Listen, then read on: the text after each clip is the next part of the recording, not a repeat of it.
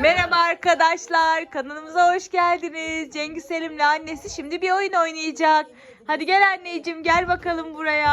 Anne. Anneciğim ne var orada? Kurutma ya anne. Kurutma makinesi mi yaptın anneciğim?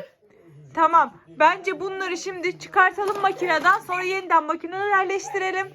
Sonra da makinemizi çalıştıralım, tamam mı anneciğim? Makineyi getir buraya getir makineyi. Evet.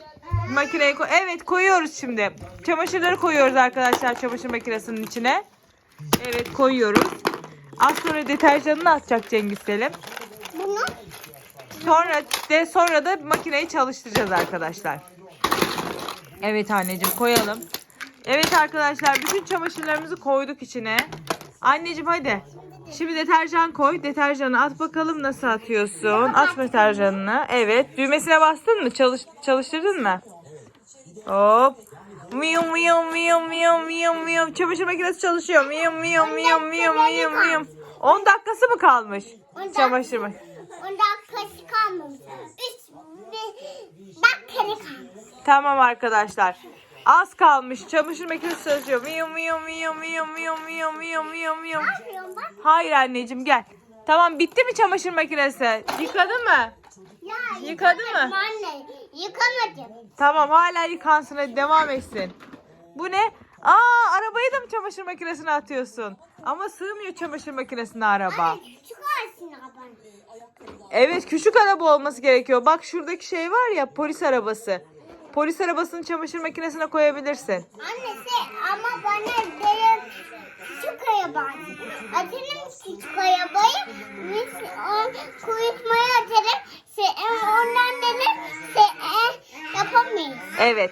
Şimdi anneciğim çamaşır makinesi çalışsın. Nyam nyam nyam nyam nyam nyam. Kapattın mı? Oley, çamaşırlar şimdi yıkandı. Şimdi kurutma makinesine atalım. Tamam mı? Anne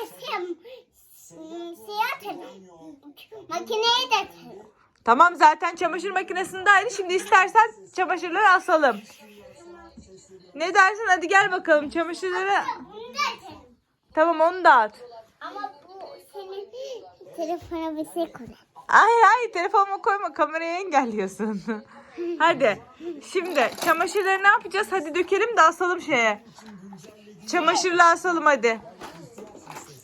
Anne bak. Kurusun şeylerimiz, çamaşırlarımız. Bu makine O da kurutma makinesi mi? Tamam, hadi gel kurutma makinesine dökelim. makine değil.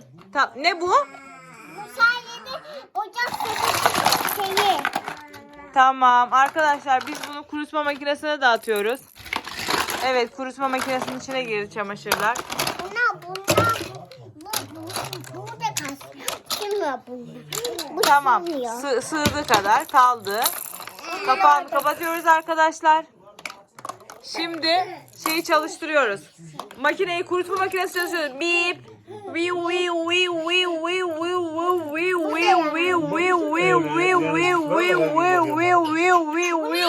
Evet arkadaşlar, kurutma makinesinde kurudu çamaşırlarımız. Kendinize iyi bakın arkadaşlar.